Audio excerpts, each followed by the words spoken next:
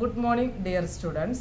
നമ്മുടെ corporate റെഗുലേഷനിലെ last chapter ആയിട്ടുള്ള chapter 7 winding up of companies എന്ന് പറയുന്ന ഒരു ടോപ്പിക്കാണ് നമ്മൾ ഇനി തുടങ്ങാനായിട്ട് ഉദ്ദേശിക്കുന്നത്. അപ്പോൾ കഴിഞ്ഞ ക്ലാസ്സുകളിൽ മീറ്റിംഗ് ആണ്, ഒരു കമ്പനി എങ്ങനെയാണ് മീറ്റിംഗ് കൺവീൻ ചെയ്യുന്നത്, ഡിഫറെൻറ്റ് ടൈപ്സ് ഓഫ് മീറ്റിംഗ്, ആ മീറ്റിങ്ങുമായി റിലേറ്റഡ് ആയിട്ട് വരുന്ന പ്രൊസീജിയേഴ്സുകൾ, ഏതെല്ലാം ഡോക്യുമെൻറ്റേഷൻസുകൾ ചെയ്യണം, എന്തെല്ലാം സ്റ്റെപ്സുകളാണ് എടുക്കേണ്ടത്, ഇതിനെക്കുറിച്ചാണ് നമ്മൾ വളരെ വൈഡായിട്ട് മീറ്റിംഗ് ഓഫ് കമ്പനി എന്ന് പറയുന്നതിൽ പഠിച്ചിട്ടുണ്ടായിരുന്നത്. ഇത് നമുക്ക് പഠിക്കാനുള്ള അടുത്തൊരു ഇമ്പോർട്ടൻ്റ് ആയിട്ട് നമ്മുടെ കമ്പനി എന്ന് പറയുന്ന ഒരു ടോപ്പിക്കിനെ കുറിച്ച് പഠിക്കുമ്പോൾ കോർപ്പറേറ്റ് റെഗുലേഷനിൽ അറിഞ്ഞിരിക്കേണ്ട ഒരു ചാപ്റ്ററാണ് വൈൻഡിങ് അപ്പ് എന്ന് പറയുന്നത്. അപ്പോൾ ഏതൊക്കെയാണ് കമ്പനിയുടെ വൈൻഡിങ് അപ്പിൻ്റെ മെത്തേഡുകൾ, എങ്ങനെയാണ് ഒരു കമ്പനി വൈൻഡ് അപ്പ് ചെയ്യുന്ന പ്രൊസീജിയർ, ഇതൊക്കെ നമുക്ക് വളരെ വ്യക്തമായിട്ട് ഈ ചാപ്റ്ററിലൂടെ പഠിക്കാനായിട്ട് കഴിയും. അപ്പോൾ നമുക്കത് നോക്കാം. എന്താണ് വൈൻഡിങ് അപ്പ് എന്ന് പറഞ്ഞു കഴിഞ്ഞാൽ? നമുക്കറിയാം, വൈൻഡിങ് അപ്പ് എന്ന് പറഞ്ഞു കഴിഞ്ഞാൽ it is the process of comes to an end. ഒരു കമ്പനി അവസാനിക്കുന്ന ഒരു ലാസ്റ്റ് മൊമെൻറ്റിൽ വരുന്നൊരു പ്രോസസ്സായിരിക്കും എന്ത് വൈൻഡിങ് അപ്പ് എന്ന് പറഞ്ഞു കഴിഞ്ഞാൽ. അത് അതിനെ ഡിസോൾവ് ചെയ്യാണ്, പിരിച്ചുവിടാണ്. നമുക്കിനി ആ ഒരു ലൈഫ്, അതിലെ കമ്പനിയുടെ എക്സിസ്റ്റൻസ് നമുക്കിനി ഇല്ല. അപ്പോൾ ആ ഒരു സിറ്റുവേഷനാണ് എന്ത് പറയുന്നത്, വൈൻഡിങ് അപ്പ് എന്ന് പറയുന്നത്. അപ്പോൾ ഒരു കമ്പനി സ്റ്റാർട്ട് ചെയ്യാനായിട്ട് എന്തെല്ലാം ലീഗൽ പ്രൊസീജിയേഴ്സ് ഉണ്ടോ അതുപോലുള്ള ലീഗൽ പ്രൊസീജിയേഴ്സ് ഒരു കമ്പനി വൈൻഡ് അപ്പ് ചെയ്യുന്നതിനും ഉണ്ടായിരിക്കും. കാരണം കമ്പനി എന്ന് പറഞ്ഞു കഴിഞ്ഞാൽ നമുക്കറിയാം ഒരു ഇൻകോർപ്പറേറ്റഡ് അസോസിയേഷൻ ആണ്, അല്ലേ? അത് മാത്രമല്ല, അത് ഒരു ഇൻകോർപ്പറേറ്റഡ് അസോസിയേഷൻ ആയതുകൊണ്ട് തന്നെ അതിനൊരുപാട് എൻഫോഴ്സബിലിറ്റി ഉള്ളതാണ്. ലീഗലായിട്ടുള്ളൊരു ഫോർമാലിറ്റീസുകളിലൂടെയാണ് അത് എന്ത് ചെയ്തിട്ടുള്ളത്, ഇംപ്ലിമെൻറ്റ് ചെയ്തിട്ടുള്ളത് കമ്പനീസ് ആക്ട് പ്രകാരം. അതുകൊണ്ട് തന്നെ ഈ ഒരു കമ്പനിയുടെ എക്സിസ്റ്റൻസ് എൻഡ് ചെയ്യുമ്പോഴും ഈ പറയുന്ന ലീഗൽ പ്രൊസീജിയേഴ്സ് എന്ത് ചെയ്യേണ്ടതായിട്ട് വരും, ഫോളോ ചെയ്യേണ്ടതായിട്ട് വരും. As the company is created under a legal process, the company also comes to an end with the lawful object or lawful procedures. തുടങ്ങുന്നതും ലീഗലി ആയിട്ട് തന്നെയാണ്, അത് അവസാനിക്കുന്നതും എങ്ങനെയായിരിക്കും, ലീഗൽ പ്രോസസ്സോട് കൂടെ തന്നെയാണ്. ഇപ്പോൾ പ്രോസസ് വൈൻഡിങ് അപ്പിൽ എന്താണ് സംഭവിക്കുക എന്നുള്ളതാണ് പറയുന്നത്. വൈൻഡിങ് അപ്പ് എന്ന് പറഞ്ഞു കഴിഞ്ഞാൽ it is an end of the life of company. It is N end of the life of the company. അത് കംസ് ടു എൻ എൻഡിലേക്ക് വരുന്ന ഒരു സിറ്റുവേഷനാണ്. അപ്പോൾ കമ്പനി വൈൻഡ് അപ്പ് ചെയ്യുമ്പോൾ എന്തായിരിക്കും അവിടെ ചെയ്യുന്നത്, administering the property of the administering the property and assets of the company for the benefits of the creditors and members. കമ്പനിയുടെ അസറ്റുകൾ ഉണ്ടായിരിക്കും, അല്ലേ? അപ്പം അങ്ങനെയുള്ള അസറ്റുകളൊക്കെ എന്ത് ചെയ്യണം, അത് കളക്ട് ചെയ്യണം. അത് കളക്ട് ചെയ്തിട്ട് അത് ആർക്കൊക്കെയാണോ അത് കോമ്പൻസേഷൻ കൊടുക്കാനുള്ളത് അങ്ങനെയുള്ള ആളുകൾക്ക് അതൊക്കെ നൽകിയതിന് ശേഷം കമ്പനിയുടെ മെമ്പേഴ്സ് അങ്ങനെയുള്ള ആളുകൾക്ക് അത് ബാക്കിയുള്ള എമൗണ്ട് ചെയ്തിരിക്കണം, ഡിസ്ട്രിബ്യൂട്ട് ചെയ്തിരിക്കണം. അപ്പം അങ്ങനെയുള്ള കാര്യങ്ങളൊക്കെയാണ് ഏതിൽ പറയുന്നത്, ആക്ച്വലി വൈൻഡ് അപ്പ് എന്ന് പറയുന്ന ഒരു ടോപ്പിക്കിൽ പറയുന്നത്. അപ്പോൾ നമുക്ക് മനസ്സിലായി കമ്പനിയുടെ വൈൻഡ് അപ്പ് എന്ന് പറഞ്ഞു കഴിഞ്ഞാൽ it is and comes to an end of the life of the കമ്പനിയാണ്. അപ്പോൾ എന്ത് കാരണങ്ങൾ കൊണ്ടായിരിക്കാം ഈ കമ്പനി ഇതുപോലെ വൈൻഡ് അപ്പ് ചെയ്യാനുള്ള റീസൺസ്, അതാണ് നമുക്ക് ആദ്യം പഠിക്കാനുള്ള topic, reasons for winding up. അല്ലെങ്കിൽ നമുക്ക് പറയാം അതിൻ്റെ നീഡ്, എന്താണ് ഒരു വൈൻഡ് അപ്പ് ചെയ്യുന്നതിൻ്റെ ആവശ്യകത എന്നുള്ളത് നമ്മൾ ചോദിച്ചു കഴിഞ്ഞാൽ എന്തിനായിരിക്കാം ഒരു കമ്പനി ഫോം ചെയ്ത് കഴിഞ്ഞാൽ അത് വൈൻഡ് അപ്പ് ചെയ്യുന്നത്? 4 കാരണങ്ങൾ കൊണ്ടാണ് ഒരു കമ്പനി എന്ത് ചെയ്യുന്നത്, വൈൻഡ് അപ്പ് ചെയ്യുന്നത്. അതിൻ്റെ ഫസ്റ്റ് റീസൺ പറയുന്നത് the main object. First one പറയുന്നത് ദ മെയിൻ ഒബ്ജക്റ്റ്. കമ്പനി എന്ത് പർപ്പസിന് വേണ്ടിയാണോ സ്റ്റാർട്ട് ചെയ്തിട്ടുള്ളത് ആ പർപ്പസ് കംപ്ലീറ്റ് ചെയ്യുകയാണെന്നുണ്ടെങ്കിൽ, അത് അതിൻ്റെ ഒബ്ജക്റ്റീവ് അച്ചീവ് ചെയ്യുകയാണെന്നുണ്ടെങ്കിൽ അതെന്തായി മാറും, കംപ്ലീറ്റ് ആയി. അതിൻ്റെ ഒരു കംപ്ലീഷൻ പ്രോസസ്സ് ആയി കഴിഞ്ഞാൽ പിന്നീട് ആ കമ്പനി എന്ത് ചെയ്യണമെന്നില്ല, റൺ ചെയ്യണമെന്നില്ല. The company may be wind up. അപ്പോൾ ഒന്നാമത്തെ റീസൺ ആണ് പറയുന്നത് the main object of the company for which it was established and have achieved. ഒരു എക്സാമ്പിൾ പറയുകയാണെന്നുണ്ടെങ്കിൽ ഇപ്പോൾ ഒരു കമ്പനി ഒരു ഗ്യാരണ്ടി കമ്പനി ആയിട്ടാണ് എസ്റ്റാബ്ലിഷ് ചെയ്തിട്ടുള്ളത്. ഗ്യാരണ്ടി കമ്പനി ആയിട്ട് ഇപ്പോൾ ഒരു സ്പോർട്സ് നടത്താനോ ആർട്സ് നടത്താനോ അങ്ങനെയുള്ള ചില പ്രൊമോഷൻസുകൾക്കൊക്കെ വേണ്ടി എന്ത് ചെയ്യാം, കമ്പനി രൂപീകരിക്കാം. അപ്പോൾ ആ ഒരു ആവശ്യം കഴിഞ്ഞാൽ പിന്നീട് ആ കമ്പനി എന്ത് ചെയ്യണമെന്നില്ല, എക്സിസ്റ്റ് ചെയ്യണമെന്നില്ല. ആ ഒബ്ജക്റ്റീവ് അച്ചീവ് ചെയ്ത് കഴിഞ്ഞാൽ, അതിൻ്റെ കംപ്ലീഷൻ കഴിഞ്ഞാൽ അതെന്തായി മാറും, കമ്പനി വൈൻഡ് അപ്പ് ചെയ്യാം. അപ്പോൾ ഫസ്റ്റ് വൺ പറയുന്നത് അതാണ്.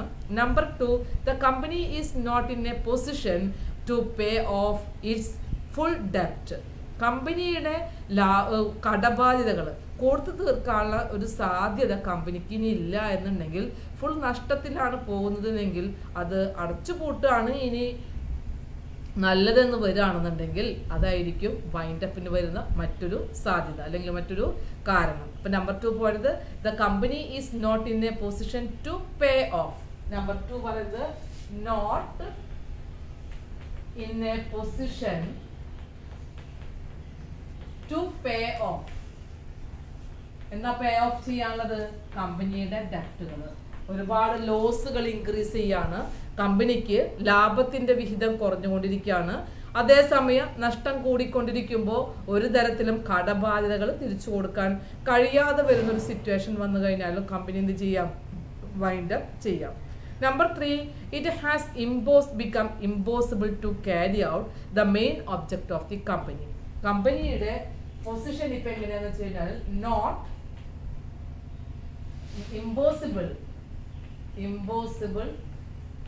to carry out its object. കമ്പനിയുടെ ഒരു ഒബ്ജക്റ്റ് ഉണ്ടായിരിക്കും അല്ലെ, എന്താ ബിസിനസ് ചെയ്യാനുള്ളത്, എന്ത് പർപ്പസിനാണോ ബിസിനസ് സ്റ്റാർട്ട് ചെയ്ത് ഒരു കമ്പനി സ്റ്റാർട്ട് ചെയ്തത്, ആ ഒരു പർപ്പസ് കണ്ടിന്യൂ ചെയ്യാനായിട്ട് പറ്റുന്നില്ല. ആ ഒരു പൊസിഷനിലല്ല ഇപ്പൊ കമ്പനിയുടെ എക്സിസ്റ്റൻസ് എന്നുണ്ടെങ്കിലും കമ്പനി എന്ത് ചെയ്യാം? വൈൻഡ് അപ്പ് ചെയ്യാം. ലാസ്റ്റ് വൺ പറയുന്നത് the company is in under A scheme of amalgamation or reconstruction. Is in A scheme of, അതായത് കമ്പനി ഇനി ഫോളോ ചെയ്യുന്നത് is under amalgamation or reconstruction. ചില കമ്പനികൾ എന്ത് ചെയ്യാം? അതിനെ വേറൊരു കമ്പനിയിലേക്ക് അമാൽഗമേറ്റ് ചെയ്യാനോ അല്ലെങ്കിൽ അത് സബ്സിഡിയറി കമ്പനികളായിട്ട് ഏറ്റെടുക്കാനൊക്കെ ഒരു റീകൺസ്റ്റിറ്റ്യൂട്ട് ചെയ്യാനുള്ള തയ്യാറെടുപ്പിലാണ് കമ്പനി എന്നുണ്ടെന്നുണ്ടെങ്കിൽ, അല്ലെങ്കിൽ ഒരു റീഫോർമുലേഷന് ആവശ്യമായി വരികയാണെന്നുള്ള സാഹചര്യത്തിലാണെന്നുണ്ടെങ്കിൽ ആ ഒരു സിറ്റുവേഷനിലും കമ്പനി എന്ത് ചെയ്യാവുന്നതാണ്? വൈൻഡ് അപ്പ് ചെയ്യാവുന്നതാണ്. ഇപ്പൊ 4 കാരണങ്ങളാണ് പറഞ്ഞത്. The main object of the company is completed or it's objectives is attained or achieved. Number 2, the company is not in a position to pay off the all debt. Number 3, it has become impossible to carry out the main object of the company. Then next, number 4, the company is under in a scheme of amalgamation and reconstruction. ഈ 4 സിറ്റുവേഷൻസുകൾ വരുമ്പോഴാണ് സാധാരണയായിട്ട് ഒരു company എന്ത് ചെയ്യുന്നത്? Wind up ചെയ്യുന്നത് അല്ലെങ്കിൽ dissolve ചെയ്യാനുള്ള ഒരു ഡിസിഷനിലേക്ക് എത്തുന്നത്.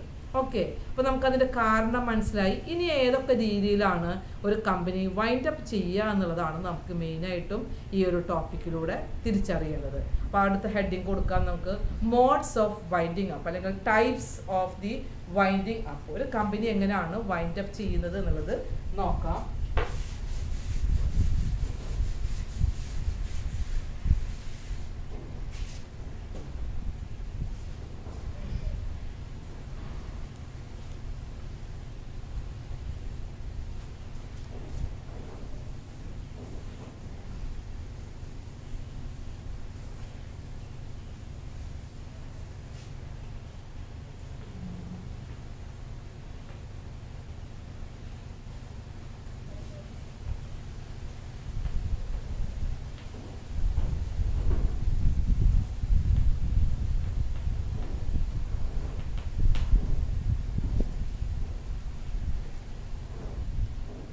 നമ്മൾ നെക്സ്റ്റ് ഡിസ്കസ് ചെയ്യുന്ന topic modes of winding up ആണ്.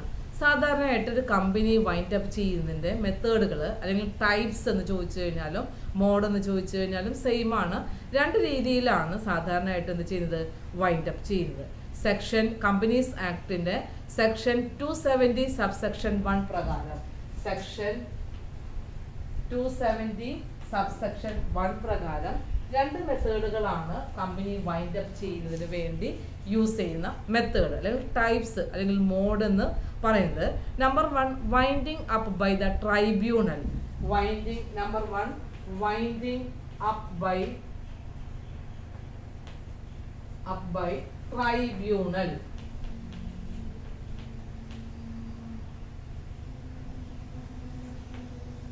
Number 2, winding up by tribunal എന്ന് പറയുന്ന മറ്റൊരു പേരാണ് കമ്പൽസറി വൈൻഡിങ് അപ്പ് എന്ന് പറയും. Compulsory winding up. Compulsory winding up എന്ന് പറയും. നമ്പർ 2 എന്ന് പറഞ്ഞു കഴിഞ്ഞാൽ വോളണ്ടറി വൈൻഡിങ് അപ്പ് ആണ്. Number 2 voluntary winding up. Voluntary winding up. ഈ വോളണ്ടറി വൈൻഡിങ് അപ്പ് തന്നെ രണ്ട് രീതിയിലാണ് വൈൻഡ് അപ്പ് ചെയ്യുന്നത്. Members voluntary winding up and creditors voluntary winding up. അപ്പൊ അത് രണ്ടും ഒന്ന് നോട്ട് ചെയ്യുക. രണ്ട് രീതിയിൽ ചെയ്യാറുണ്ട്. മെമ്പേഴ്സ് കമ്പനിയുടെ ഷെയർ ഹോൾഡേഴ്സ് മെമ്പേഴ്സിന്റെ വോളണ്ടറി വൈൻഡിങ് അപ്പ് ഉണ്ട്. ക്രെഡിറ്റേഴ്സ് വോളണ്ടറി വൈൻഡിങ് അപ്പ് ഉണ്ട്. വോളണ്ടറി വൈൻഡിങ് അപ്പ് ഏതാണെന്നുള്ളത് നമ്മൾ നോക്കണം. Members voluntary winding up. ഇതിലെ ഓരോ മെത്തേഡുകളും വളരെ ഡീറ്റെയിൽ ആയിട്ട് നമുക്ക് പഠിക്കാനുള്ളതാണ്. നമുക്ക് ആദ്യം നോക്കേണ്ടത് voluntary winding up by compulsory or winding up by the tribunal. Tribunal എന്ന് പറഞ്ഞു കഴിഞ്ഞാൽ നാഷണൽ കമ്പനി ലോ ട്രൈബ്യൂണൽ ആണ്.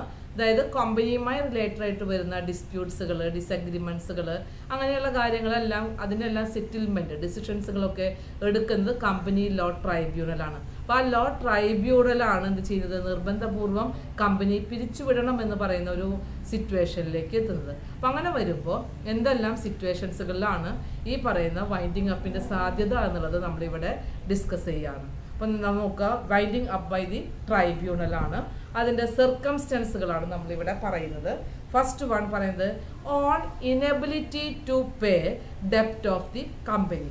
എന്നാൽ ഞാനിവിടെ എല്ലാം ഒന്നും കൂടെ ഡീറ്റെയിൽ ആയിട്ടുള്ള എക്സ്പ്ലനേഷന് വേണ്ടി പോയിന്റ് എഴുതാണ്. Winding up by the tribunal or compulsory winding up. അതിൻ്റെ സർക്കംസ്റ്റൻസുകളാണ് നമ്മൾ പറയുന്നത് ഇവിടെ. സർക്കംസ്റ്റൻസസിൽ ഫസ്റ്റ് വൺ സർക്കംസ്റ്റൻസ് എന്ന് പറഞ്ഞു കഴിഞ്ഞാൽ ഓൺ ഇനബിലിറ്റി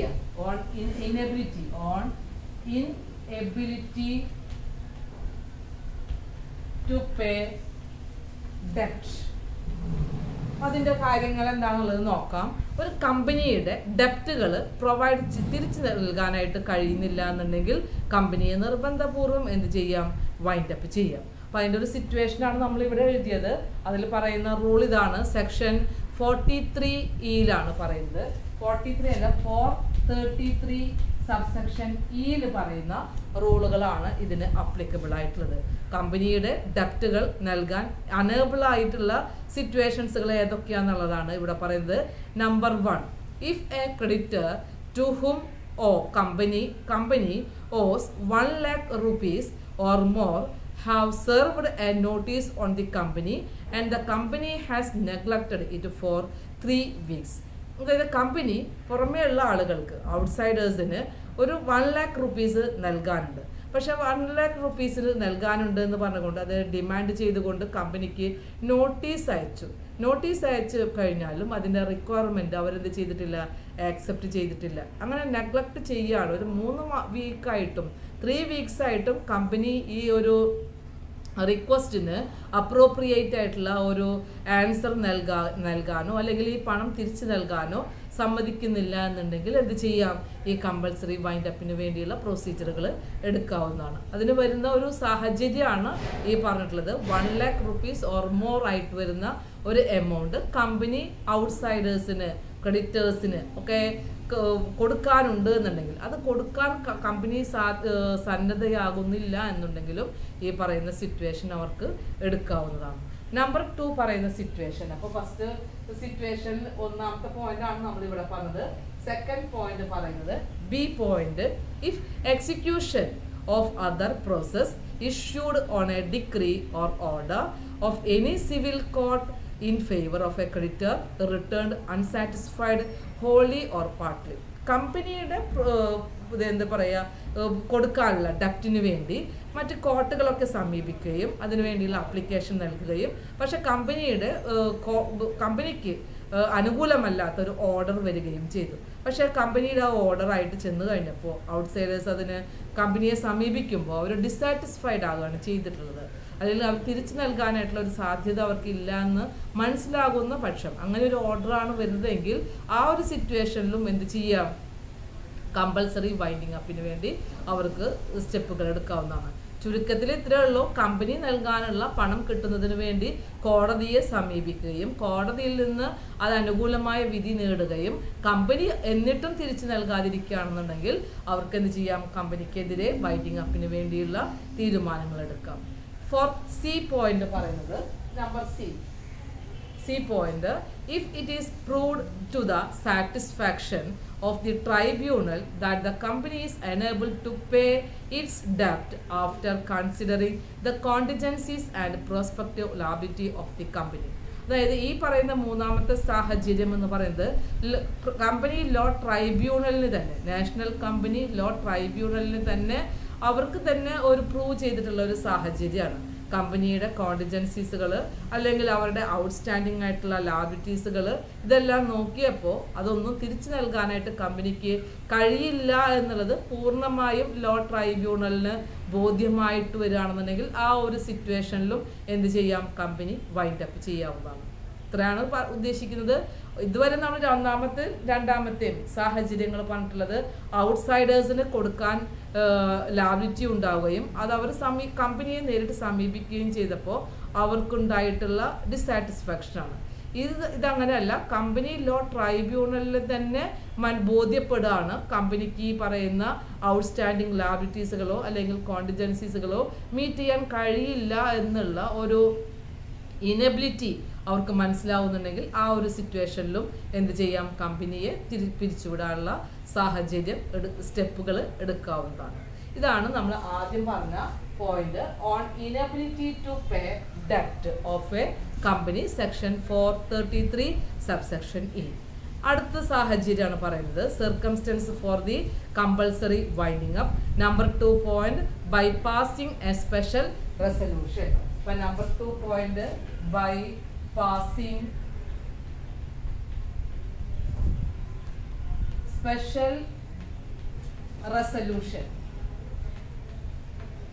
കമ്പനികൾക്ക് തന്നെ എന്ത് ചെയ്യാം? പ്രത്യേകമായിട്ടുള്ള റെസൊല്യൂഷൻ നമുക്കറിയാം. കമ്പനിയുടെ ബോർഡ് മീറ്റിങ്ങുകളിൽ എന്ത് ചെയ്തിട്ടുള്ളത്? പ്രത്യേകമായിട്ടുള്ള ആവശ്യങ്ങൾക്ക് വേണ്ടി സ്പെസിഫിക് ആയിട്ട് വരുന്ന ചില തീരുമാനങ്ങൾ എടുത്തു കഴിഞ്ഞാൽ അത് സ്പെഷ്യൽ ആയിട്ടുള്ള റെസൊല്യൂഷൻസുകളായി. അങ്ങനെ വന്നു കഴിഞ്ഞാൽ ആ റെസൊല്യൂഷൻസുകൾ ട്രൈബ്യൂണലിന് പാസ് ചെയ്യുകയും ട്രൈബ്യൂണലിൽ കമ്പനിയെ വൈൻഡ് അപ്പ് ചെയ്യാനുള്ള സ്റ്റെപ്പുകൾ എടുക്കാവുന്നതാണ്. ഇതാണ് പറഞ്ഞുള്ളത് bypassing resolution. Section 271 subsection 1 subsection B ആണ് ഇതിനെക്കുറിച്ച് പറയുന്നത്.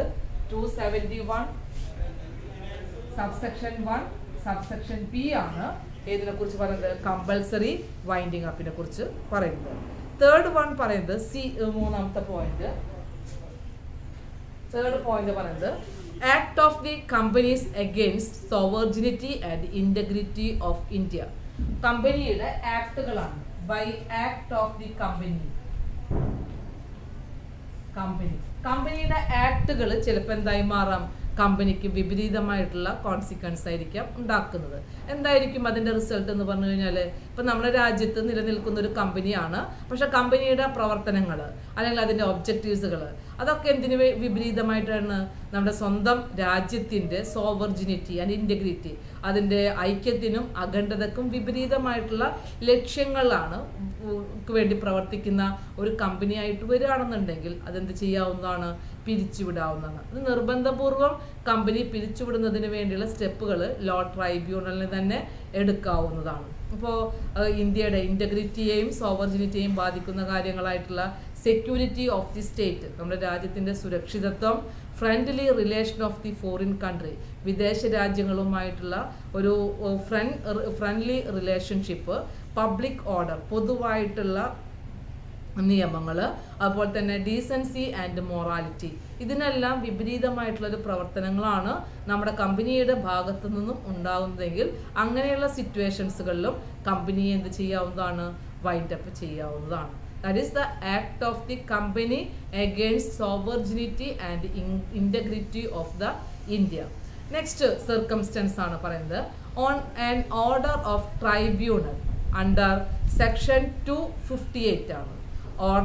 Order of a tribunal. നാലാമത്തെ point on an order of ട്രൈബ്യൂണലിന്റെ ഓർഡർ പ്രകാരം തന്നെയും എന്ത് ചെയ്യാം, ഇതുപോലെ വൈൻഡ് അപ്പ് ചെയ്യാവുന്നതാണ്. ട്രൈബ്യൂണലിന് എങ്ങനെയാണ് ഓർഡർ കിട്ടുക എന്നുള്ളതാണ്. അതായത് കമ്പനിയുടെ അഡ്മിനിസ്ട്രേഷന് വേണ്ടി ചില കേസുകളിൽ കമ്പനികളിൽ ഫ്രോഡുലൻ്റ് ആയിട്ടുള്ള ആക്ടുകളൊക്കെ വരികയാണെന്നുണ്ടെങ്കിൽ, മറ്റെന്തെങ്കിലും മിസ്അപ്രോപ്രിയേഷൻസുകളൊക്കെ വരികയാണെന്നുണ്ടെങ്കിൽ സെൻട്രൽ ഗവൺമെന്റിന് തന്നെ ഒരു സ്പെഷ്യൽ എൻക്വയറി അല്ലെങ്കിൽ ഒരു ഇൻവെസ്റ്റിഗേഷൻ ചെയ്യാനായിട്ട് അഡ്മിനിസ്ട്രേറ്റേഴ്സിന് എന്ത് ചെയ്യാവുന്നതാണ്, അപ്പോയിന്റ് ചെയ്യാവുന്നതാണ്. അപ്പോൾ ഈ അപ്പോയിന്റ് ചെയ്തിട്ടുള്ള അഡ്മിനിസ്ട്രേറ്റേഴ്സിന്റെ റിപ്പോർട്ട് പ്രകാരം അങ്ങനെ ഒരു റിപ്പോർട്ട് കിട്ടിക്കഴിഞ്ഞാൽ ട്രൈബ്യൂണലിന് എന്ത് ചെയ്യാം, ഈ കമ്പനിയെക്കുറിച്ചുള്ള വിവരങ്ങൾ ശേഖരിച്ചുകൊണ്ട് ആ റിപ്പോർട്ടിന്റെ വെളിച്ചത്തിൽ ട്രൈബ്യൂണലിന് കമ്പനിയെ വൈൻഡ് അപ്പ് ചെയ്യാനുള്ള സ്റ്റെപ്പുകൾ എടുക്കാവുന്നതാണ്. അപ്പോൾ കമ്പനി വൈൻഡ് അപ്പ് ചെയ്യാനുള്ള സ്റ്റെപ്പുകൾ എടുക്കുമ്പോൾ കമ്പനി റീഹാബിലിറ്റേഷൻ ചെയ്യാനായിട്ട് അല്ലെങ്കിൽ റീകോൺസ്റ്റിറ്റ്യൂട്ട് ചെയ്യാനുള്ള എന്തെങ്കിലും സാധ്യതകൾ ഉണ്ടോ എന്നുള്ളത് കമ്പനിക്ക് ഇത് ചെയ്യാവുന്നതാണ്, അല്ലെങ്കിൽ ട്രൈബ്യൂണലിന് അന്വേഷിക്കാവുന്നതാണ്.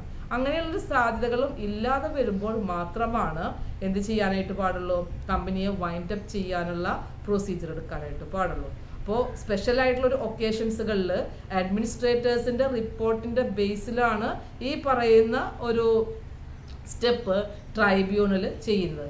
നിർബന്ധപൂർവ്വം ചെയ്യാന്നുള്ളതല്ല, അഡ്മിനിസ്ട്രേറ്റേഴ്സിന്റെ റിപ്പോർട്ട് പ്രകാരം അല്ലെങ്കിൽ ആ കമ്പനിയുടെ ക്രെഡിറ്റേഴ്സ് ഉണ്ട്, ആ ക്രെഡിറ്റേഴ്സിൽ തന്നെ അവർക്ക് നൽകാനുള്ള ബാധ്യതകളിൽ 3/4 ആയിട്ടുള്ള ലാബിലിറ്റീസുകളും ആ എമൗണ്ട് 3/4 മുക്കാൽ ഭാഗവും ഔട്ട്സ്റ്റാൻഡിങ് ആയിട്ട് വരുന്ന കേസുകൾ വന്നു കഴിഞ്ഞാലും കമ്പനിക്ക് എന്ത് ചെയ്യാവുന്നതാണ്, കമ്പനിയെ ട്രൈബ്യൂണലിന് തന്നെ ട്രൈബ്യൂണലിന്റെ സ്പെഷ്യൽ ഓർഡർ പ്രകാരം തന്നെ എന്ത് ചെയ്യാം, വൈൻഡ് അപ്പ് ചെയ്യാം. അപ്പൊ പ്രത്യേകം ശ്രദ്ധിക്കേണ്ട ഒരു പോയിന്റ് ആണ്, ട്രൈബ്യൂണല് എന്ത് ചെയ്യണം, വൈൻഡ് അപ്പ് ചെയ്യിക്കാനായിട്ടുള്ള ഉത്തരവ് കൊണ്ടുവരണമെന്നുണ്ടെങ്കിൽ ക്രെഡിറ്റേഴ്സിന് നൽകാനുള്ള ലാബിലിറ്റി ഒരു ഓൾമോസ്റ്റ് ലാബിലിറ്റിയും ഔട്ട്സ്റ്റാൻഡിങ് ആയിരിക്കണം. അഡ്മിനിസ്ട്രേറ്റേഴ്സിന്റെ റിപ്പോർട്ട് പ്രകാരം എന്ത് ചെയ്യാം, വൈൻഡ് അപ്പ് ചെയ്യാം. അപ്പൊ ഇങ്ങനെ ഒരു സാഹചര്യം വരുമ്പോൾ കമ്പനിയെ ഒന്നും കൂടെ ഡെവലപ്പ് ചെയ്യുന്നതിന് വേണ്ടി, അതായത് ഒരു തരത്തിൽ വീക്കായിട്ടുള്ള ഒരു കമ്പനിയാണ്, അപ്പോൾ ആ വീക്കായിട്ടുള്ള കമ്പനിയെ സ്ട്രെങ്തൻ ചെയ്യാനോ റീഹാബിലിറ്റേഷൻ ചെയ്യാനോ ഉള്ള മെഷേഴ്സുകൾ എടുക്കാവുന്നതാണ്. അത് അങ്ങനെ എടുത്തു കഴിഞ്ഞാലും കമ്പനിക്ക് ഡെവലപ്പ് ചെയ്യാനായിട്ട് റിവൈവ് ചെയ്യാനുള്ള സാധ്യതകൾ ഇല്ലാതെ വരുമ്പോൾ മാത്രമേ എന്ത് ചെയ്യുള്ളൂ, ട്രൈബ്യൂണൽ ഈ കമ്പനിയെ വൈൻഡ് അപ്പ് ചെയ്യാനുള്ള സ്റ്റെപ്സുകൾ എടുക്കുള്ളൂ. അതാണ് 4ാമത്തെ പോയിന്റിൽ പറയുന്നത്. ഓക്കെ, കമ്പൾസറി വൈൻഡിങ് അപ്പിലേക്ക് വരുന്ന മറ്റൊരു സാഹചര്യമാണ് ഇവിടെ പറയുന്നത്. 5th point, on application made by the registrar. Company രജിസ്ട്രാറിൽ അല്ലെ, കമ്പനി രജിസ്ട്രേഷൻ ചെയ്യാനായിട്ട് റെസ്പോൺസിബിൾ ആയിട്ടുള്ള ഒഫീഷ്യലാണ് കമ്പനി രജിസ്ട്രാർ. കമ്പനി രജിസ്ട്രാറിന്റെ അപ്ലിക്കേഷൻ പ്രകാരവും ട്രൈബ്യൂണലിന് എന്ത് ചെയ്യാം, കമ്പനിയെ വൈൻഡ് അപ്പ് ചെയ്യാം. അപ്പോൾ എന്താണ് അതിൻ്റെ ഒരു റൂൾ എന്നുള്ളതാണ് പറയുന്നത്. If an application made by the registrar or any other person appointed by the central government, the tribunal is in an opinion that affairs of the company has been conducted in a fraudulent manner, or the company was formed for the fraudulent and unlawful purpose, or the person concerned in the formation or management of its affairs have been guilty of fraud, misfeasance or misconduct in connection with the proper of the company would be wound up. കമ്പനിയുടെ registrar application forward ചെയ്യുമ്പോൾ ചില കാര്യങ്ങളുടെ ബേസിലാണ് application forward ചെയ്യുന്നത്. അല്ലെങ്കിൽ central ഗവൺമെന്റിൽ appoint ചെയ്യുന്ന ഒരു വ്യക്തി, ആ വ്യക്തി ഇൻവെസ്റ്റിഗേഷൻ ചെയ്തതിന്റെ വെളിച്ചത്തിലും ട്രൈബ്യൂണലിന് ഈ പറയുന്ന സ്റ്റെപ്പുകൾ എടുക്കാം. അതായത് ഇവരെ 2 പേര്, രജിസ്ട്രാറോ അല്ലെങ്കിൽ അഡ്മിനിസ്ട്രേറ്ററോ ഫോർവേഡ് ചെയ്യുന്ന ആ റിപ്പോർട്ടിൽ ഇതാണ് കമ്പനിയെ കുറിച്ച് പറയുന്നത്, കമ്പനിയുടെ പ്രവർത്തനങ്ങൾ ഫ്രോഡുലന്റ് ആണ്, അല്ലെങ്കിൽ കമ്പനിയുടെ പർപ്പസ് എന്ന് പറഞ്ഞു കഴിഞ്ഞാൽ ആ ബിസിനസ് പർപ്പസ് ഫ്രോഡായിട്ടുള്ള പർപ്പസുകൾക്ക് വേണ്ടിയാണ്, ഒരു ഇല്ലീഗൽ ആയിട്ടുള്ള പർപ്പസുകൾക്ക് വേണ്ടിയാണ് ചെയ്യുന്നത്. അല്ലെങ്കിൽ കമ്പനി ഫോം ചെയ്തിട്ടുള്ളവരോ അല്ലെങ്കിൽ അതിൽ മാനേജീരിയൽ ആയിട്ടുള്ള പേഴ്സൺസുകളോ അവർ ഫ്രോഡായിട്ടുള്ള പർപ്പസുകൾ അല്ലെങ്കിൽ ആക്ടിവിറ്റീസുകളാണ് ഡൺ ചെയ്യുന്നത്, അല്ലെങ്കിൽ മിസ്ഫീസൻസ് ആണ്, അല്ലെങ്കിൽ മിസ്കണ്ടക്റ്റുകളാണ്. ഇങ്ങനെയുള്ള അഫയേഴ്സുകളാണ് കമ്പനിയുടെ ഭാഗത്തു നിന്നും ഉണ്ടാകുന്നത് എന്ന് പറയുന്ന ഒരു റിപ്പോർട്ട് രജിസ്ട്രാറോ അല്ലെങ്കിൽ സെൻട്രൽ ഗവൺമെന്റ് അപ്പോയിന്റ് ചെയ്യുന്ന അഡ്മിനിസ്ട്രേറ്ററോ കണ്ടെത്തുകയും അത് ട്രൈബ്യൂണലിനെ ഇൻഫോം ചെയ്യുകയും റിപ്പോർട്ട് ചെയ്യുകയും ചെയ്തു കഴിഞ്ഞാൽ ട്രൈബ്യൂണലിന് എന്ത് ചെയ്യാം, വൈൻഡ് അപ്പ് ചെയ്യാനുള്ള പ്രൊസീജിയർ എടുക്കാവുന്നതാണ്. ഇതാണ് നമുക്ക് പറയുന്ന ഈ 5th പോയിന്റിൽ പറയുന്നത്. നെക്സ്റ്റ് പറയുന്നത് 6th പോയിന്റ് ആണ് default in filing the annual returns or financial statement. Default in filing 6th point എന്നാണ്. Default in filing returns or final statements, financial or final statements.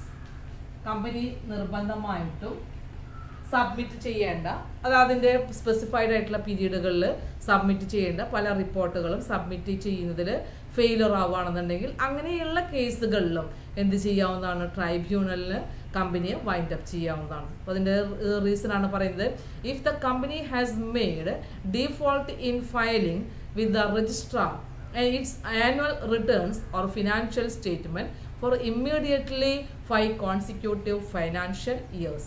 കമ്പനിയുടെ രജിസ്ട്രാർക്ക് കമ്പൾസറിലി സബ്മിറ്റ് ചെയ്യേണ്ട ചില സ്റ്റേറ്റ്മെൻറ്റ്സുകൾ അല്ലെങ്കിൽ ഡോക്യുമെൻറ്റ്സുകൾ അല്ലെങ്കിൽ കമ്പനിയുടെ ആനുവൽ ആയിട്ടുള്ള റിപ്പോർട്ട്സുകൾ, ഇതെല്ലാം ഇത്രയും പീരീഡിലേക്ക് കോൺസിക്യൂട്ടീവ് ആയിട്ടുള്ള 5 പീരീഡിന് മുമ്പായിട്ടും സബ്മിറ്റ് ചെയ്യാതെ വന്നു കഴിഞ്ഞാൽ അതിൽ ഡീഫോൾട്ടിങ് ചെയ്യുന്നുണ്ടെങ്കിൽ അങ്ങനെയുള്ള കേസുകളിലും എന്ത് ചെയ്യാം, കമ്പനിയെ വൈൻഡ് അപ്പ് ചെയ്യാവുന്നതാണ്. അതാണ് default in filing returns or financial statement എന്നതുകൊണ്ട് ഉദ്ദേശിക്കുന്നത്. ലാസ്റ്റ് വൺ പറയുന്നത് 6th പോയിന്റ് 7th പോയിന്റ് ആണ്. അതായത് ഒരുപാട് കാരണങ്ങൾ, നമുക്കിനി പറയാൻ പോകുന്ന പല കാര്യങ്ങളും ജസ്റ്റിഫയബിൾ ആയിട്ടുള്ളതാണ്, ഇക്വിറ്റബിൾ ആയിട്ടുള്ള ചില റീസൺസുകളാണ്. ന്യായമായിട്ടുള്ള പല കാരണങ്ങൾ കൊണ്ടും ഇനി പറയുന്ന കാരണങ്ങൾ കൊണ്ട് എന്ത് ചെയ്യാം, കമ്പനി വൈൻഡ് അപ്പ് ചെയ്യാം. സെക്ഷൻ 271 സബ്സെക്ഷൻ ജിയിലാണ് ഇത് പറയുന്നത്. If it is just and equitable section 271 subsection ജിയിൽ പറയുന്ന പോയിന്റുകൾ ഏതാന്നുള്ളത് നോക്കാം. അതായത് കമ്പനിയുടെ ഒപ്പീനിയൻ, അതായത് ട്രൈബ്യൂണലിന്റെ ഒപ്പീനിയനിൽ കുറച്ച് പോയിന്റുകൾ, അതായത് ഒരു 14ഓളം പോയിന്റുകൾ നമുക്കുണ്ട്. അങ്ങനെയുള്ള സിറ്റുവേഷൻസുകളൊക്കെ വന്നു കഴിഞ്ഞാൽ കമ്പനി വൈൻഡ് അപ്പ് ചെയ്യുന്നതായിട്ട് തന്നെയാണ് ട്രൈബ്യൂണലിന്റെ മുന്നിൽ ഏക വഴി എന്നുള്ളത് കൊണ്ട് തന്നെ ഈ ഒരു കാരണങ്ങളാണ് അതിൻ്റെ ജസ്റ്റ് ആൻഡ് ഇക്വിറ്റബിൾ ആയിട്ടുള്ള റീസൺസ് എന്ന് പറയുന്നത്. അതിൽ പറയുന്ന ഒന്നാമത്തെ കാരണം, the main object of the company has failed. The company is running but the object is fully failed. That is the one of the reason for the winding up of the company. Company പ്രവർത്തിക്കുന്നുണ്ട്, പക്ഷെ അതിൻ്റെ main object എന്തല്ല, attain ചെയ്യാനായിട്ട് കഴിയുന്നില്ല. നമുക്കറിയാം കമ്പനിയുടെ മെമ്മോറാണ്ടത്തിൽ ഒരു object close എന്ന് പറയുന്ന ക്ലോസ് ഉണ്ട്. ആ പർപ്പസ് ആയിരിക്കണം കമ്പനി റൺ ചെയ്യുന്നത്, കോണ്ടാക്ട് ചെയ്യുന്നത്. അതല്ലാതെ വരുമ്പോൾ അതിൻ്റെ അൾട്രാ വയേഴ്സ് ഓഫ് ദി കമ്പനിയായിട്ട് പ്രവർത്തിക്കുകയാണെന്നുണ്ടെങ്കിൽ അതെന്തായി മാറും, കമ്പനിയെ വൈൻഡ് അപ്പ് ചെയ്യാനുള്ളൊരു കാരണമായിട്ട് മാറും എന്നുള്ളതാണ് മനസ്സിലാക്കേണ്ടത്. Number 2, the subject matter of the company has become invalid. അതായത് കമ്പനിയുടെ പ്രവർത്തനങ്ങൾ എന്ന് പറഞ്ഞു കഴിഞ്ഞാൽ ലക്ഷ്യങ്ങളൊക്കെ ഉണ്ട്, പക്ഷെ അതിൽ നടന്നുകൊണ്ടിരിക്കുന്നത് അൺഎൻഫോഴ്സബിൾ ആയിട്ടുള്ള, ഇല്ലീഗൽ ആയിട്ടുള്ള, അല്ലെങ്കിൽ അതിൻ്റെ സബ്ജക്റ്റ് മാറ്ററിന് ഒരു തരത്തിലും വാലിഡിറ്റി ഇല്ലാത്ത പ്രവർത്തനങ്ങളായി വന്നു കഴിഞ്ഞാലും കമ്പനിയെ എന്ത് ചെയ്യാം, വൈൻഡ് അപ്പ് ചെയ്യാം. That is the point. The subject matter of the company has become invalid. അത് ഇൻവാലിഡ് എന്ന് പറഞ്ഞു കഴിഞ്ഞാൽ അൺഎൻഫോഴ്സബിൾ ആണ്, നിയമത്തിന് സാധുത ഇല്ലാത്തതാണ്, നോട്ട് ലീഗൽ, ഒരു ലീഗാലിറ്റിയും ഇല്ലാത്ത കാര്യങ്ങളാണ് പ്രവർത്തനങ്ങൾ എന്നുണ്ടെങ്കിൽ അതിലെ സബ്ജക്റ്റ് മാറ്റർ ആയിട്ട് വരുന്നതെങ്കിൽ കമ്പനി എന്ത് ചെയ്യാം, വൈൻഡ് അപ്പ് ചെയ്യാം. Next 3rd point, the business of the company cannot be carried on except at losses. Company run ചെയ്യുന്നുണ്ട്, പക്ഷെ ഒരു തരത്തിലും ലോസ് അല്ലാതെ ഒരു കാര്യം കമ്പനിയിൽ എന്ത് ചെയ്യുന്നില്ല, നടക്കുന്നില്ല. അപ്പോൾ ലോസ് ആയിട്ട് കണ്ടിന്യൂസ് ആയിട്ടുള്ള ലോസിലൂടെ തന്നെ കമ്പനി റൺ ചെയ്തു പോകുന്ന സിറ്റുവേഷൻ വന്നു കഴിഞ്ഞാലും അത് അടച്ചുപൂട്ടിക്കൊണ്ട് പുതിയതായിട്ട് എന്തെങ്കിലും റീകോൺസ്റ്റിറ്റ്യൂട്ട് ചെയ്യുകയോ അല്ലെങ്കിൽ റീഹാബിലിറ്റ് ചെയ്യാനുള്ള പദ്ധതികൾ സ്വീകരിക്കുകയോ ചെയ്തായിരിക്കും ഇക്വിറ്റബിൾ ആയിട്ടുള്ള കാര്യം. ഓക്കെ, നെക്സ്റ്റ് 4th പോയിന്റ് പറയുന്നത്, assets are insufficient to pay off its ഡെപ്റ്റ്. നമ്മൾ കമ്പൽസറി വൈൻഡിങ് അപ്പിൻ്റെ ഒരു സിറ്റുവേഷൻ പറഞ്ഞപ്പോൾ അവിടെ പറഞ്ഞതാണ് ഡെപ്റ്റ് കൊടുക്കാൻ അണേബിൾ ആകുന്ന കമ്പനികളുടെ കേസ്. അപ്പം അതിന് 3 സിറ്റുവേഷൻ അവിടെ പറഞ്ഞിട്ടുണ്ട്, എങ്ങനെയുള്ള ഡെപ്റ്റുകൾക്കാണ് ഈ സിറ്റുവേഷൻ വരിക എന്നുള്ളത്, എങ്ങനെയുള്ള കമ്പനികൾക്കാണ് ഈ ഡെപ്റ്റ് വരുന്നത് എന്നുള്ളതിനെ കുറിച്ച് പറഞ്ഞിരുന്നു. ഇവിടെ പറയുന്നത് കമ്പനിയുടെ ഡെപ്റ്റുകൾ കൊടുത്തു തീർക്കുന്നതിന് അസറ്റ് ഇൻസഫിഷ്യൻ്റ് അല്ല. അതായത് ലാബിലിറ്റി കൂടുകയും അസറ്റിൻ്റെ സ്ട്രക്ചർ ലോസ് ചെയ്യുകയും സംഭവിച്ചു കഴിഞ്ഞാൽ കമ്പനി എന്ത് ചെയ്തിരിക്കണം, അടച്ചുപൂട്ടുന്ന അല്ലെങ്കിൽ വൈൻഡ് അപ്പ് ചെയ്യുന്ന, പിരിച്ചുവിടുന്ന ഒരു സിറ്റുവേഷനിലേക്കാണ് നടക്കുന്നത്. അതാണ് better. Next fifth point, there is A deadlock in the management of the company. കമ്പനിയുടെ മാനേജറിയൽ ആയിട്ടുള്ള പ്രവർത്തനങ്ങളിൽ അത് എപ്പോഴും ഒരു എല്ലാ സാഹചര്യങ്ങളിലും സ്മൂത്ത് ആയിട്ടുള്ള ഒരു എഫിഷ്യൻ്റ് ആയിട്ടുള്ള ഒരു ഓപ്പറേഷൻസുകൾ കണ്ടക്ട് ചെയ്യാൻ കഴിയാതെ വരികയും പലപ്പോഴും അത് ഡെഡ്ലോക്ക് ആയിട്ട് വരുന്ന സിറ്റുവേഷൻസുകളാണ് വരുന്നതെങ്കിലും ആ ഒരു സിറ്റുവേഷൻസുകളിലും കമ്പനിയെ എന്ത് ചെയ്യാം, വൈൻഡ് അപ്പ് ചെയ്യാവുന്നതാണ്. ഇതാണ് പറയുന്നത്, there is a situation that is the deadlock in the management of the company. Next പറയുന്ന point, fifth point, the majority of the shareholders are using their powers unfairly. കമ്പനിയുടെ share holders എന്ന് പറയുന്നവരാണ് കമ്പനിയുടെ ബോർഡായിട്ട് വരുന്ന ആളുകൾ. പക്ഷെ അവരുടെ പ്രവർത്തനങ്ങളെല്ലാം അൺഫെയർ ആണ്. അതായത് കമ്പനിയുടെ ഷെയർ ഹോൾഡേഴ്സിൻ്റെ ടോട്ടൽ ഷെയർ ഹോൾഡേഴ്സിൻ്റെ ഇൻട്രസ്റ്റ് പ്രൊട്ടക്ട് ചെയ്യുന്നതിനോ കമ്പനിയുടെ പ്രവർത്തനങ്ങളെ കോർഡിനേറ്റ് ചെയ്യുന്നതിനോ അങ്ങനെയുള്ള ഒരു ഇക്വിറ്റബിൾ ആയിട്ടുള്ള രീതിയിലല്ല പ്രവർത്തിക്കുന്നതെങ്കിൽ അങ്ങനെയുള്ള സിറ്റുവേഷൻസുകളിലും കമ്പനിയെ വൈൻഡ് അപ്പ് ചെയ്യാം. That is the point. The majority of the shareholders are using their powers unfavourably or unfairly. അന്യായമായിട്ടാണ് അവരുടെ, അതായത് കമ്പനിയുടെ ഷെയർ ഹോൾഡേഴ്സ് എന്ന് പറഞ്ഞു കഴിഞ്ഞാൽ ഡിഫറെൻ്റ് ആയിട്ടുള്ള വോട്ടിംഗ് പവറുള്ള ആളുകളാണ്, ഡിഫറെൻ്റ് ആയിട്ടുള്ള ഷെയർ ഹോൾഡ് ചെയ്യുന്ന ആളുകളാണ്. അപ്പോൾ കൂടുതൽ ഷെയർസ് ഉള്ള ആളുകൾക്ക് കൂടുതലായിട്ടുള്ള പവർ ഉണ്ടായിരിക്കും. പക്ഷെ അവരുടെ പവറുകൾ ഉപയോഗിക്കുന്നത് അൺഫെയർ ആയിട്ട് വരുമ്പോൾ കമ്പനിയുടെ പ്രവർത്തനങ്ങൾ അതെന്ത് ചെയ്യും, അൺഫേവറബിൾ ആയിട്ടായിരിക്കും വരുന്നത്. അങ്ങനെയുള്ള സിറ്റുവേഷൻസുകൾ വരുമ്പോഴും കമ്പനി എന്ത് ചെയ്യാം, വൈൻഡ് അപ്പ് ചെയ്യാം. Next point, the business of the company has become illegal or there is no business to carry on. കമ്പനിയുടെ ബിസിനസ് ആക്ടിവിറ്റീസുകൾ ഇല്ലീഗലാണ്. നമ്മൾ നേരത്തെ സബ്ജക്റ്റ് മാറ്റർ ഇൻവാലിഡ് ആണെന്ന് പറഞ്ഞതുപോലെ ബിസിനസിൻ്റെ ആക്ടിവിറ്റീസുകൾ ചെയ്യുന്നതെല്ലാം ഒരു തരത്തിലും എന്ത് സംഭവിക്കുന്നില്ല, എൻഫോഴ്സിബിലിറ്റി കിട്ടുന്നില്ല. അങ്ങനെയുള്ള ഒരു ലീഗാലിറ്റി ഇല്ലാത്തൊരു കേസുകൾ വരുമ്പോഴും കമ്പനിയെ വൈൻഡ് അപ്പ് ചെയ്യാവുന്നതാണ്. നെക്സ്റ്റ് പോയിന്റ് പറയുന്നത്, ഒൻപതാമത്തെ പോയിന്റ് പറയുന്നത്, എട്ടാമത്തെ point, the company devoid any property its own or the company have never have the resources to carry on business. കമ്പനിയുടെ പ്രോപ്പർട്ടി അത് കമ്പനിയുടെ പ്രോപ്പർട്ടി അല്ലാതിരിക്കുകയും കമ്പനിയുടെ പ്രോപ്പർട്ടി കമ്പനിയുടെ ആവശ്യങ്ങൾക്ക് വേണ്ടി ഉപയോഗിക്കാൻ കഴിയാതെ വരികയും ചെയ്യുകയാണെന്നുണ്ടെങ്കിൽ, കമ്പനിയുടെ പ്രോപ്പർട്ടി ഒക്കെ അന്യായമാകുക അല്ലെങ്കിൽ മറ്റുള്ളവർക്കുള്ള അതിൻ്റെ പവർ എന്ന് വരുമ്പോൾ എന്തായി മാറും, കമ്പനിയുടെ പ്രോപ്പർട്ടിയുടെ ഓണർഷിപ്പ് കമ്പനിക്കല്ലാതെ വരുന്ന സിറ്റുവേഷൻസുകളാണ്. അതായത് കടബാധ്യതകളൊക്കെ കൂടുക. ഇപ്പം ലോണൊക്കെ എടുത്തു കഴിഞ്ഞാൽ കമ്പനിക്ക് എന്ത് ചെയ്യേണ്ടതായിട്ട് വരും, ലോണിന് വേണ്ടി സെക്യൂരിറ്റി പ്രൊവൈഡ് ചെയ്യേണ്ടതായിട്ട് വരും. ലോൺ റീപേയ്മെൻറ്റ് ചെയ്യാതെ വന്നു കഴിഞ്ഞാൽ ഈ സെക്യൂരിറ്റി ആയിട്ട് വരുന്ന അസറ്റുകളൊക്കെ ആയിരിക്കും ഈ ലോൺ റീകൂപ്പ് ചെയ്യുന്നതിന് വേണ്ടി ഫൈനാൻഷ്യൽ ഇൻസ്റ്റിറ്റ്യൂഷൻസുകളൊക്കെ എടുക്കുക. അപ്പം അങ്ങനെയുള്ള സാഹചര്യങ്ങളൊക്കെ വരുമ്പോൾ അത് കൂടുതൽ ഡെപ്റ്റിലേക്കായിരിക്കും, ലോസിലേക്കായിരിക്കും, ഒരു ഇൻസഫിഷ്യൻ്റ് ആയിട്ടുള്ള അസറ്റിൻ്റെ കപ്പാസിറ്റിയിലേക്കായിരിക്കും വരുന്നത്. ആ ഒരു സിറ്റുവേഷൻ അറൈസ് ചെയ്യുമ്പോഴും കമ്പനിയെ എന്ത് ചെയ്യാവുന്നതാണ്, വൈൻഡ് അപ്പ് ചെയ്യാവുന്നതാണ്. നെക്സ്റ്റ് പറയുന്ന point, ninth point, it is impossible and impractical to conduct the business of the company. Company ലോസിലേക്ക് വരികയാണെന്നുണ്ടെങ്കിലും കമ്പനിയുടെ ക്യാപിറ്റൽ സ്ട്രക്ചറിൽ ലോസ് വരികയാണെന്നുണ്ടെങ്കിലും കമ്പനിയെ പുതിയതായിട്ടുള്ള പല സ്കീമുകൾ അല്ലെങ്കിൽ പുതിയ പ്ലാൻസുകളൊക്കെ കൊണ്ടുവന്നുകൊണ്ട് റീഹാബിലിറ്റ് ചെയ്യാനായിട്ട് പറ്റും. സിക്ക് ഇൻഡസ്ട്രിയൽ ആയിട്ടുള്ള യൂണിറ്റുകളൊക്കെ ആയി വരുമ്പോഴും കമ്പനി എന്ത് ചെയ്യാം, റിവൈവ് ചെയ്ത് കൊണ്ടുവരാനുള്ള സാധ്യതകൾ കൂടുതലാണ്.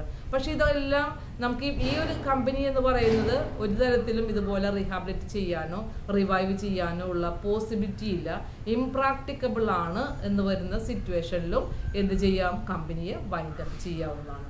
അതാണ് പറയുന്ന ninth point, it is impossible and impractical to conduct the business of the company. Company ഇനി റൺ ചെയ്യാൻ, മുന്നോട്ട് കൊണ്ടുപോകാനുള്ള സാഹചര്യം ഒരു തരത്തിലും പ്രാക്ടിക്കബിൾ അല്ല, അല്ലെങ്കിൽ അത് പോസിബിൾ അല്ല. അങ്ങനെയുള്ള സാഹചര്യം സൃഷ്ടിക്കപ്പെടുന്നുണ്ട് എന്നുണ്ടെങ്കിൽ അങ്ങനെയുള്ള കമ്പനികളെയും എന്ത് ചെയ്യാം, വൈൻഡ് അപ്പിലേക്ക് എടുക്കാവുന്നതാണ്.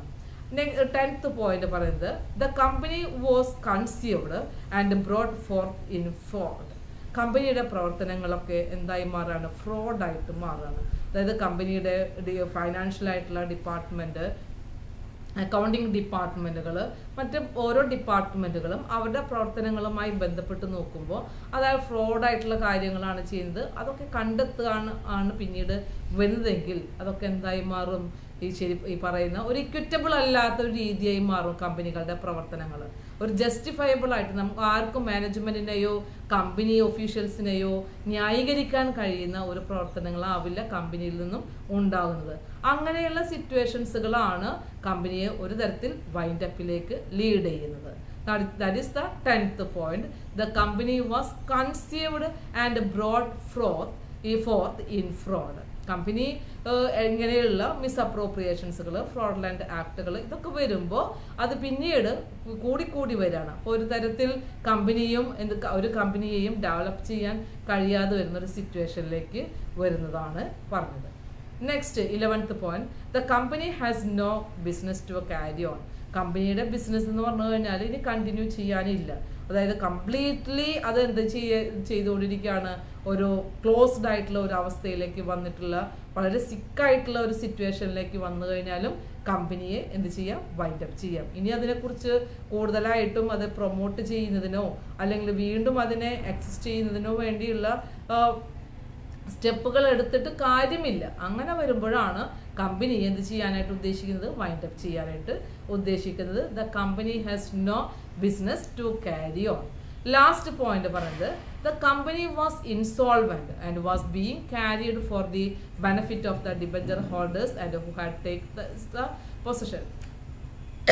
ഒരു കമ്പനി വൈൻഡ് അപ്പ് ചെയ്യുന്നതാണ് ബെറ്റർ എന്നുള്ള ഒരു നിലയിലേക്ക് എത്താണ്. അപ്പോൾ കമ്പനിയുടെ ഡിബഞ്ചർ ഹോൾഡേഴ്സ് ഉണ്ട്. കമ്പനിയുടെ ഡിബഞ്ചർ ഹോൾഡേഴ്സ് എന്ന് പറഞ്ഞു കഴിഞ്ഞാൽ കമ്പനിയിൽ തിരിച്ചു കൊടുക്കാനുള്ള ആളുകളാണ് അല്ലേ. കമ്പനിയുടെ ഒരു ബാധ്യതയാണ് ആക്ച്വലി, ഒരു ഫിക്സ്ഡ് ആയിട്ടുള്ള ലാബിലിറ്റി ആയിരിക്കും എന്ത് ഡിബഞ്ചേഴ്സ് എന്ന് പറയുന്നത്. അപ്പം അങ്ങനെയുള്ള ഡിബഞ്ചർ ഹോൾഡേഴ്സിന് ഈ എമൗണ്ട് തിരിച്ചു കൊടുക്കാനൊക്കെ വരികയാണെന്നുണ്ടെങ്കിൽ അവരുടെ ബെനിഫിറ്റിന് വേണ്ടി ഇനി എന്ത് ചെയ്യണം? കമ്പനി പിരിച്ചുവിടാണ് നല്ലത് എന്ന് തോന്നുന്ന ഒരു സിറ്റുവേഷൻ വരുമ്പോൾ എന്ത് ചെയ്യാം? കമ്പനി വൈൻഡ് അപ്പ് ചെയ്യാവുന്നതാണ്. അപ്പോൾ last point, that is the company was insolvent, was being carried on for the benefit of the shareholders who had taken the possession. Company insolvent ആവുന്ന പൊസിഷൻ എന്ന് പറഞ്ഞാൽ ഫൈനാൻഷ്യലി ഇൻകപ്പാസിറ്റി ഉണ്ടാവുന്ന പൊസിഷനാണ്. അത് debenture ഹോൾഡേഴ്സിന് പോലും അവർക്ക് അത് തിരിച്ചു കൊടുക്കാൻ കഴിയാതെ വരുമ്പോൾ ഇനി കമ്പനി പിരിച്ചുവിട്ട് കഴിഞ്ഞാൽ കമ്പനിയുടെ ഡിബഞ്ചർ ഹോൾഡേഴ്സിന് അതൊരു ബെനിഫിറ്റ് ആയിട്ട് മാറും. അവർക്ക് ആ ഉള്ള അസറ്റുകളൊക്കെ ഡിസ്ട്രിബ്യൂട്ട് ചെയ്ത് കഴിഞ്ഞാൽ അവരുടേതായിട്ടുള്ള ബാധ്യതകൾ അവർക്ക് എടുക്കാനായിട്ട് കഴിയും. അങ്ങനെയുള്ളൊരു സിറ്റുവേഷൻ അറൈസ് ചെയ്യുമ്പോഴും കമ്പനിയെ എന്ത് ചെയ്യാം? വൈൻഡ് അപ്പ് ചെയ്യാം. അപ്പോൾ നമ്മളൊരു 12ഓളം പോയിന്റുകളാണ് ഏതിനെക്കുറിച്ച് പറഞ്ഞത്? ഈ ജസ്റ്റ് ആൻഡ് ഇക്വിറ്റബിൾ ആയിട്ടുള്ള ഈ പോയിന്റുകൾ 12 പോയിന്റുകൾ നമ്മൾ പറഞ്ഞു. അതായത് ജസ്റ്റ് ആൻഡ് ഇക്വിറ്റബിൾ ആയിട്ടുള്ള രീതിയിൽ കമ്പനി വൈൻഡ് അപ്പ് ചെയ്യാം എന്ന് പറയുന്ന സാഹചര്യങ്ങളാണ് നമ്മൾ ഇതുവരെ ഡിസ്കസ് ചെയ്തത്. ഓക്കെ, അപ്പോൾ കമ്പൾസറി വൈൻഡിങ് അപ്പിന് വരുന്ന സിറ്റുവേഷൻസുകൾ നമ്മൾ ഇതുവരെ ഡിസ്കസ് ചെയ്തു. അപ്പോൾ കമ്പൾസറി വൈൻഡിങ് അപ്പിന് വേണ്ടി ട്രൈബ്യൂണലിൽ പല ആളുകൾക്കും എന്ന് പറഞ്ഞു കഴിഞ്ഞാൽ നിയമാനുസൃതം പെറ്റീഷൻസുകൾ, അതായത് കംപ്ലയിൻസുകൾ ഫോർവേഡ് ചെയ്യാനുള്ള റൈറ്റുകളുണ്ട്. അതായത് സെൻട്രൽ അതിൻ്റെ കമ്പനിക്ക് തന്നെ നൽകാം, ട്രൈബ്യൂണലിന് കമ്പനിക്ക് തന്നെ എന്ത് ചെയ്യാം? പെറ്റീഷൻ നൽകിക്കൊണ്ട് ഈ പറയുന്ന വൈൻഡ് അപ്പിന് വേണ്ടി ശ്രദ്ധ എടുക്കാവുന്നതാണ്, സ്റ്റെപ്പുകൾ എടുക്കാവുന്നതാണ്. അല്ലെങ്കിൽ കോൺട്രിബ്യൂട്ടറീസ്, അതായത് കമ്പനിയിൽ നിന്ന് എമൗണ്ട് കിട്ടാനുള്ള ക്രെഡിറ്റേഴ്സ് ആവാം, അല്ലെങ്കിൽ ഡിബഞ്ചർ ഹോൾഡേഴ്സ് ആവാം. അങ്ങനെയുള്ള ആളുകൾക്ക് എന്ത് ചെയ്യാം? അതിൻ്റെ പെറ്റീഷൻ നൽകാവുന്നതാണ്. അപ്പോൾ തന്നെ ക്രെഡിറ്റേഴ്സ്, രജിസ്ട്രാർമാർ ഇവർക്കൊക്കെ നൽകിക്കൊണ്ട് തന്നെയാണ് ശരിക്കും ഈ പറയുന്ന കമ്പൾസറി വൈൻഡിങ് അപ്പിൻ്റെ പ്രൊസീജിയേഴ്സുകൾ എടുക്കുന്നത്. അപ്പോൾ നമുക്ക് അങ്ങനെയുള്ള പ്രൊസീജിയേഴ്സുകൾ എങ്ങനെ എടുക്കും എന്നുള്ളതിനെക്കുറിച്ച് ഇന്നത്തെ ക്ലാസ്സിൽ കൂടുതലായിട്ട് ഡിസ്കസ് ചെയ്യുന്നില്ല. നമുക്ക് അടുത്ത ക്ലാസ്സിൽ അതിൻ്റെ ഒരു ഡിസ്കഷൻ പറയാനുണ്ട്. അതായത് പെറ്റീഷൻസ് ഫോർ വൈൻഡിങ് അപ്പാണ്. സെക്ഷൻ 272 ആ പെറ്റീഷൻസിനെ കുറിച്ച് പറയുന്നത്. പെറ്റീഷൻ എന്താ? പെറ്റീഷൻ എന്ന് പറഞ്ഞു കഴിഞ്ഞാൽ നമ്മളൊരു പരാതി കൊടുക്കുന്നതാണ് അല്ലേ. 272 പറയുന്നത്. അപ്പം അതിൽ ഒരുപാട് ആളുകൾക്ക് എന്ത് ചെയ്യാം? ഈ പെറ്റീഷൻസ് കൊടുക്കാം. അപ്പം നമുക്ക് ആ ഒരു ടോപ്പിക്കിനെ കുറിച്ച് അടുത്ത ക്ലാസ്സിൽ ഡിസ്കസ് ചെയ്യാം. അപ്പോൾ നമ്മൾ ഇന്നത്തെ ക്ലാസ്സിൽ ഇതാണ് പറഞ്ഞിട്ടുള്ളത്. എന്താണ് വൈൻഡിങ് അപ്പ് എന്ന് പറയുന്ന ഒരു ടോപ്പിക്കിനെ കുറിച്ച് പറഞ്ഞു. വൈൻഡിങ് അപ്പ് വരുമ്പോൾ അതിൻ്റെ കാരണങ്ങൾ എന്താണെന്നുള്ളത് നമ്മൾ ആദ്യമായിട്ട് മനസ്സിലാക്കണം. അപ്പോൾ വൈൻഡിങ് അപ്പ് എന്ന് പറഞ്ഞു കഴിഞ്ഞാൽ കമ്പനി അവസാനിക്കുന്ന അതിൻ്റെ ലീഗൽ എക്സിസ്റ്റൻസ് ഇല്ലാതാകുന്ന ഒരു സിറ്റുവേഷനാണ് വൈൻഡിങ് അപ്പ് എന്ന് പറയുന്നത്. അപ്പോൾ കമ്പനിയുടെ ഒരു പവേഴ്സിനപ്പുറമായിട്ടുള്ള പല കാര്യങ്ങളും പ്രവർത്തിക്കുമ്പോഴായിരിക്കും എന്ത് ചെയ്യുക, അല്ലെങ്കിൽ കമ്പനി ലോസിലേക്ക് വരുമ്പോൾ, അല്ലെങ്കിൽ കമ്പനിയുടെ ഒരു മിസ്കണ്ടക്റ്റുകളൊക്കെ വന്നു കഴിഞ്ഞാൽ ഇത്തരത്തിലുള്ള ഒരു വൈൻഡ് അപ്പിലേക്ക് വരുന്ന സാഹചര്യങ്ങളാണ് സൃഷ്ടിക്കുക. ഇപ്പം നമുക്ക് കോമൺ ആയിട്ടും അതിൻ്റെ വൈൻഡ് അപ്പിൻ്റെ റീസൺസുകൾ നമുക്ക് മനസ്സിലായിട്ടുണ്ടായിരുന്നു. കമ്പനിയുടെ ഒബ്ജക്റ്റിന് വിപരീതമായിട്ട് പ്രവർത്തിക്കുക, അല്ലെങ്കിൽ കമ്പനിയുടെ ഒബ്ജക്റ്റ് അല്ലെങ്കിൽ അത് അച്ചീവ് ചെയ്ത് കഴിഞ്ഞാൽ കമ്പനിയുടെ ഡെപ്റ്റുകൾ പേ ഓഫ് ചെയ്യാൻ കഴിയാതെ വരികയാണെന്നുണ്ടെങ്കിൽ, കമ്പനിയുടെ മെയിൻ ഒബ്ജക്റ്റുകൾ ഇമ്പോസിബിൾ ആകുന്ന സിറ്റുവേഷൻസുകൾ, അല്ലെങ്കിൽ സാധാരണയായിട്ടൊരു കമ്പനി മെർജർ ചെയ്യുക, അല്ലെങ്കിൽ അമാൽഗമേഷൻ ചെയ്യുക, അല്ലെങ്കിൽ റീകൺസ്ട്രക്ഷൻ ചെയ്യുക, ഇങ്ങനെയുള്ള സിറ്റുവേഷൻസുകളിലൊക്കെ എന്ത് ചെയ്യാവുന്നതാണ്, കമ്പനി വൈൻഡ് അപ്പ് ചെയ്യാവുന്നതാണ്. അപ്പോൾ ഒരു കമ്പനി മറ്റൊരു കമ്പനിയുമായിട്ടുള്ളൊരു ലാർജ് ആയിട്ടുള്ള ബിസിനസ് ഫേമാണ് ഒരു സ്മോൾ ആയിട്ടുള്ള ഒരു കമ്പനിയുമായിട്ട് അതിനെ ഹോൾഡ് ചെയ്യാനോ അല്ലെങ്കിൽ അവരുടെ കമ്പനിയുടെ ഷെയറുകൾ ടേക്കപ്പ് ചെയ്യാനൊക്കെ ലാർജ് കമ്പനികൾ തയ്യാറെടുക്കുന്നുണ്ടെങ്കിൽ, അപ്പം ചെറിയ കമ്പനികളൊക്കെ എന്ത് ചെയ്യും, അത് വൈൻഡ് അപ്പ് ചെയ്യും. അവരുടെ അസറ്റുകളും ലാബിലിറ്റീസുകളൊക്കെ കൊടുത്തു തീർത്തതിന് ശേഷം പുതിയ കമ്പനി ആയിരിക്കും പഴയ കമ്പനിയുടെ ഷെയർ ഹോൾഡേഴ്സായി മാറുന്നത്. ഷെയർ മൈനോറിറ്റി ആയിട്ടുള്ള ഒരു ഇൻട്രസ്റ്റ് മാത്രമേ നിലവിലുള്ള കമ്പനിയിലുള്ള ഷെയർ ഹോൾഡേഴ്സിന് കിട്ടുകയുള്ളൂ. അപ്പം അങ്ങനെയുള്ള സ്കീം ചെയ്യുമ്പോഴും കമ്പനി എന്ത് ചെയ്യാം, വൈൻഡ് അപ്പ് ചെയ്യാം. അതാണ് നമ്മൾ നാലാമത്തെ ഒരു സിറ്റുവേഷൻ പറഞ്ഞത്, റീകൺസ്ട്രക്ഷൻ. അതായത് റീകൺസ്ട്രക്ഷനിൽ സബ്സിഡിയറി കമ്പനി ആവാം, ഹോൾഡിംഗ് കമ്പനി ആവാം, അങ്ങനെയുള്ള വീക്കായിട്ടുള്ള കമ്പനികളെ സ്ട്രോങ് ആയിട്ടുള്ള കമ്പനികളൊക്കെ ഏറ്റെടുക്കുമ്പോൾ ഉണ്ടാകുന്ന ഒരു റീകോൺസ്റ്റിറ്റ്യൂട്ട് ആയിട്ടുള്ളതാണ് നമ്മൾ അവിടെ പറയുന്ന നാലാമത്തെ പോയിന്റ്. അപ്പോൾ അമാൽഗമേഷനും റീകോൺസ്റ്റിറ്റ്യൂട്ട് ചെയ്ത് കഴിഞ്ഞാലും എന്ത് ചെയ്യാവുന്നതാണ്, വൈൻഡ് അപ്പിന് വരുന്ന സിറ്റുവേഷൻസുകൾ ആകുന്നതാണ്. പിന്നെ നമ്മൾ പറഞ്ഞത് രണ്ട് തരത്തിലാണ് സാധാരണ വൈൻഡ് അപ്പ്, കമ്പൾസറി വൈൻഡിങ് അപ്പും വോളണ്ടറി വൈൻഡിങ് അപ്പും. കമ്പൾസറി വൈൻഡിങ് അപ്പിനെ പറയുന്ന ഒരു പേര് തന്നെയാണ് wind up by the tribunal. Tribunal എന്ന് പറഞ്ഞാൽ നാഷണൽ കമ്പനി ലോ ട്രൈബ്യൂണൽ ആണ്, NCLT എന്നാ പറയുന്നത്, നാഷണൽ കമ്പനി ലോ ട്രൈബ്യൂണൽ. ഈ ട്രൈബ്യൂണലിനെ കുറിച്ച് നമുക്ക് കമ്പനീസ് ആക്ടിൽ പറയുന്നുണ്ട്. ന്യൂ കമ്പനീസ് ആക്ട് 2013 ഈ നാഷണൽ കമ്പനി ലോ ട്രൈബ്യൂണലിന്റെ ഫോർമേഷൻ കോൺസ്റ്റിറ്റ്യൂട്ട് ചെയ്തിട്ടുള്ളത് ന്യൂ കമ്പനീസ് ആക്ടിന്റെ ഒരു ഫീച്ചറാണ്. മെയിൻ ഒബ്ജക്റ്റ് കൂടെയാണ് കമ്പനിയുടെ ഡിസഗ്രിമെന്റ്സുകൾ, വൈൻഡ് അപ്പ് പ്രൊസീജിയേഴ്സുകൾ, റീകോൺസ്റ്റിറ്റ്യൂട്ട്, ഇങ്ങനെയുള്ള കാര്യങ്ങളെല്ലാം സെറ്റപ്പ് ചെയ്യുന്നതിന് വേണ്ടി ഫോർമുലേറ്റ് ചെയ്തിട്ടുള്ളതാണ്, അല്ലെങ്കിൽ എസ്റ്റാബ്ലിഷ് ചെയ്തിട്ടുള്ളതാണ് നാഷണൽ കമ്പനി ലോ ട്രൈബ്യൂണൽ. അപ്പോൾ ട്രൈബ്യൂണലിൻ്റെ ആവശ്യാർത്ഥം അല്ലെങ്കിൽ ട്രൈബ്യൂണലിൻ്റെ ഓർഡർ പ്രകാരം വൈൻഡ് അപ്പ് ചെയ്യുന്നതാണ് കമ്പൾസറി വൈൻഡിങ് അപ്പ് എന്ന് പറയുന്നത്. അല്ലാത്തൊരു സിറ്റുവേഷൻ വളണ്ടറി വൈൻഡിങ് അപ്പാണ്. സ്വമേധയാൽ കമ്പനിയുടെ ഷെയർ ഹോൾഡേഴ്സ് അല്ലെങ്കിൽ കമ്പനിയുടെ ക്രെഡിറ്റേഴ്സ് അവരുടെ താല്പര്യപ്രകാരം അല്ലെങ്കിൽ അവരുടെ റിക്വസ്റ്റ് പ്രകാരം കമ്പനി എന്ത് ചെയ്യാവുന്നതാണ്, വൈൻഡ് അപ്പ് ചെയ്യാവുന്നതാണ്.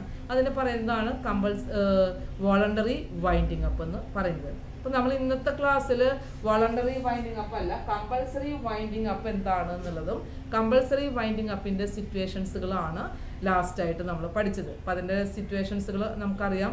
Circumstances for the compulsory winding up. Number 1, on inability to pay the ഡെപ്റ്റ് of the company. Number 2, by passing special resolution. Number 3, acts of the company against the sovereignty and integrity of the India. And fourth point, an order of tribunal under section 258. Next, fifth point, on application made by the registrar. Seventh point, default in filing the annual returns and financial statement of the company.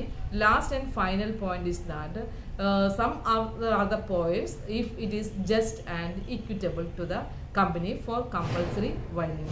അതിൽ തന്നെ നമ്മളൊരു 12ഓളം പോയിന്റുകൾ പറഞ്ഞു. അങ്ങനെയുള്ളൊരു സിറ്റുവേഷൻസുകൾ arise ചെയ്ത് കഴിഞ്ഞാൽ company എന്ത് ചെയ്യാം, നിർബന്ധപൂർവ്വം വൈൻഡ് അപ്പ് ചെയ്യാനുള്ള ഒരു ഓർഡർ ട്രൈബ്യൂണലിൽ എടുക്കാവുന്നതാണ്.